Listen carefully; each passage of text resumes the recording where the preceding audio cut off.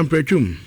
LGBTQ plus ni ade na ye ka nipa no bebre no anti ase e bi ayo mo adwene mu kesre ne. But the fact is that ye trumutu. What you say trumudie ye feel say enye a part of us. What you say obi achi ni niatum ato ho bema no obu ni to agum. So oba so a odene to no ofefe no, which is bad. Ena ebia be bata ho na metima frame ho aboa metima frame ho nipa ene what you say metima kase me oba metima kase me bema me ko ware a that particular moment no de yem na no. You see, culture is a way of life of a group of people. That's right. Now ye frey ho Ghana for ye abringe ni bibia no e kire say sade no enye oti ase enti ye mra pon a ye constitution no aka ho asem a ye nyina ye nim on natural canal knowledge mebo a so dominance ania man mebo a enti enim say emra ewo ho ne atiate nanso diama na ba yes diama na ba kan ye nuanum NDC for kofa by free. Kofa dey by. Oh. Bonini nyama. And here say what say you discuss it and it shouldn't be topical. And some people what say free ya kasemu. Any ye ni yemu any keki twemu dada. Nanso so omuma ni ye issue. Kese. What you say? Na me acho say ade na wo hodada. But omu na 2024 Sheniema a court, Mrs. Oko are saying enough. By election, Libya, Jetty question there no. And I'll call Senya. Womu church near Mamu Adinfante Eka Sansamuno or what? And this is for Chai. You marvel, can now offend Niagro. And Mammy Bominia Yabaso. So when we hear say a quite be a more fast or I did the piano, yen ye na moi. What you say? Na ye cancel and na kufadum peso be sign and na dear ben. And what has happened to the bill? What has happened to it? And someone who do I kaya President Mama at a point in time. O share a software biara assurance is an or the meboa. And yes, I know Okachomo. Say me dear me ba, sad way, me be do ya ne say me sign. Na ekoba ne say, and I feel dear, ye kosani adia, ye yi bibi anyone where you from. Mama nche bibi. I will say, adia no, or the act of say you do obi true mu ni adia no. Paul, adenchi you. Nanya LGBT. Etika. And I feel say me na den na yam pese abeka no kra. Adenti ni empesi abeka nukre. Act of say ye day. Ye bu obi to agum. Oti ase won someone ye ka no. On say sad there no, you will not see with your physical eye because it's difficult to notice yes. Ye ni sumase. Eti wu sheda hu. Yeah. Eti say obi person will promote and say that is where the issue is. I can tell you, sir, I presume you are here LPG or say LPM.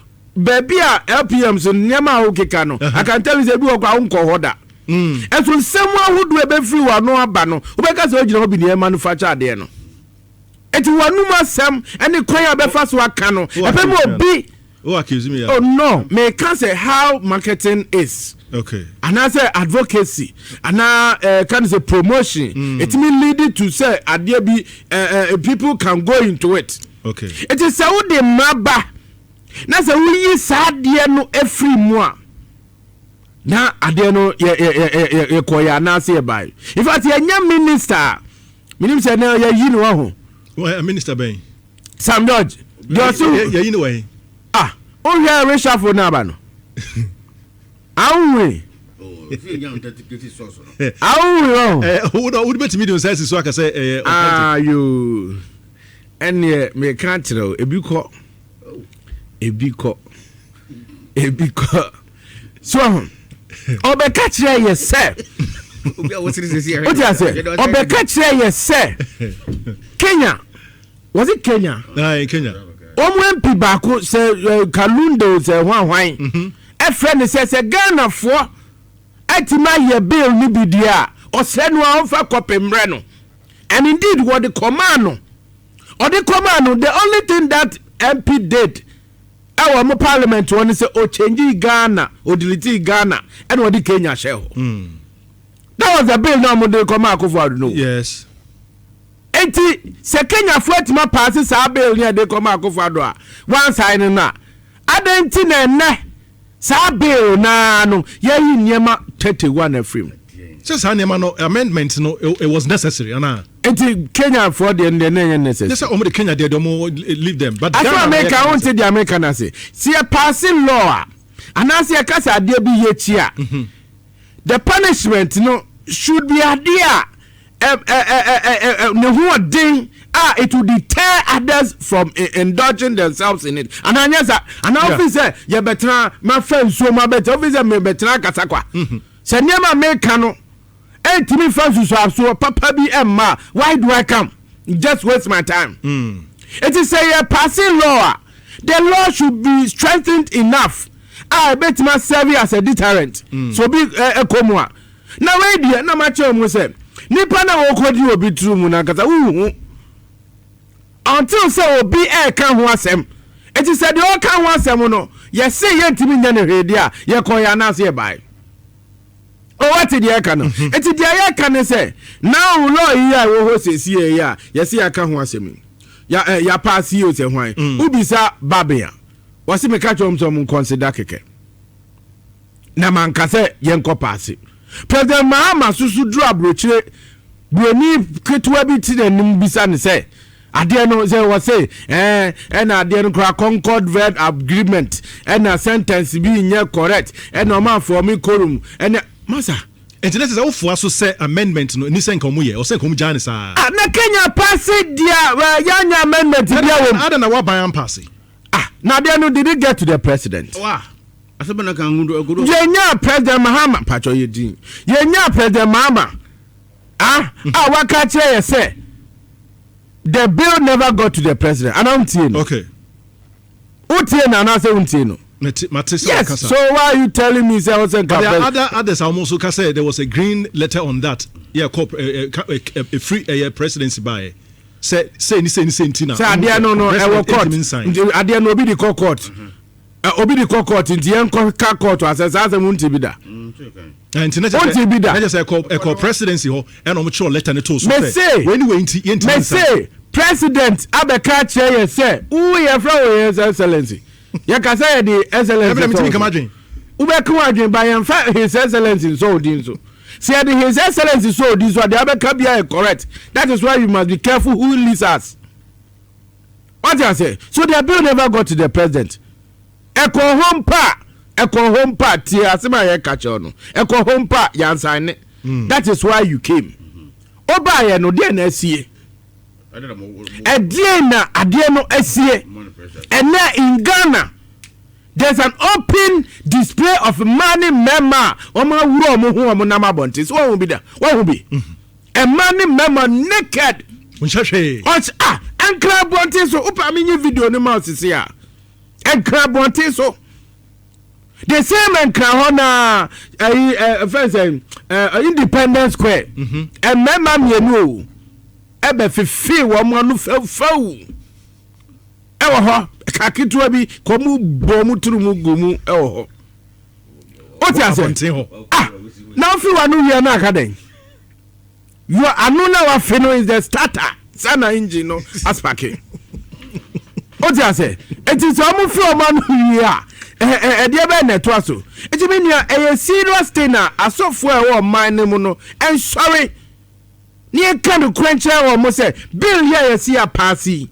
Enye de kan ye nie o kan no mo se na sika bi minia da ben ya prepare Ghana budget ya ka se give abre 1 cedi o de mizia hu bi da ya hu bi o de kan bi kira me se e bi ya prepare budget bi o Ghana ha ya hu se give for my 1 cedi na 2 cedi se ya fam to kokobindi Ate se da bia no ye ade a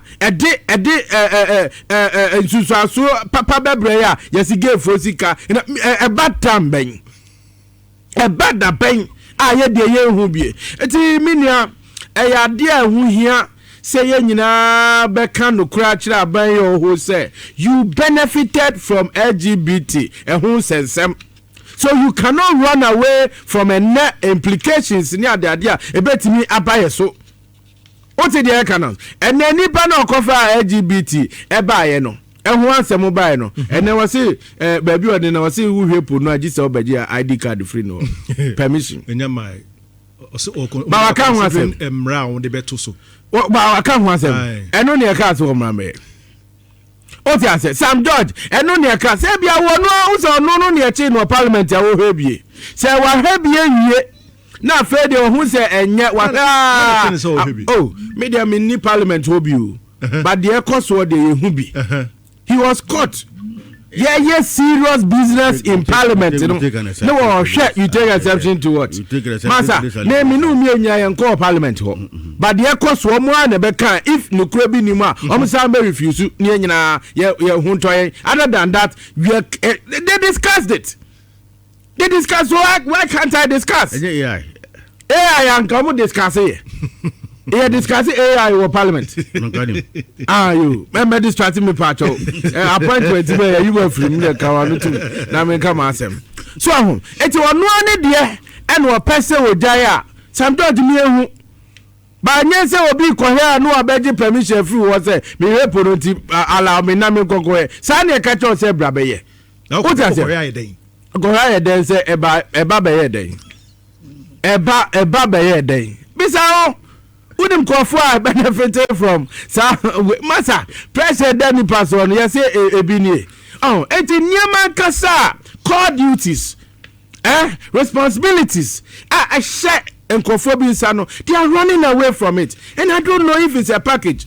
Say I'm saying who we need na fe dia wo ye bia no ase who dia wo ye bia but the very thing you talk about when you come into power now you get it from who what does it help ti nkete now he say adie way it's not part of us pay ye upbringing near bibia no it isn't part so I didn't the munyina no mudwane na mun pese mu besan the most important person the president and the number 3 meboa which is Babi ubisa Babi o ka say mun consider ubisa man penin so o se me kwa na papa dey na mesan let's just say adie no they are not ready to do the right thing for us but me no tie so no yenim the die consequence so obi de ne ho ko share sa adie ni mu a yenim de ekoso.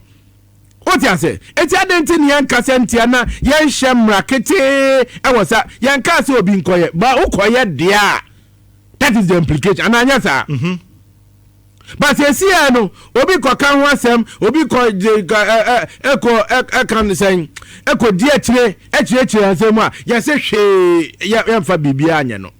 Eti no amampani enwoki the talk. Na what they benefited, you know, I'm pretty almost na okay. Well, hi, Nhyira 104.5. Kukre to me, and I was so good. Paul Yandoh, Shanta Regional Communication Director for the MPP, and I'm in Kano.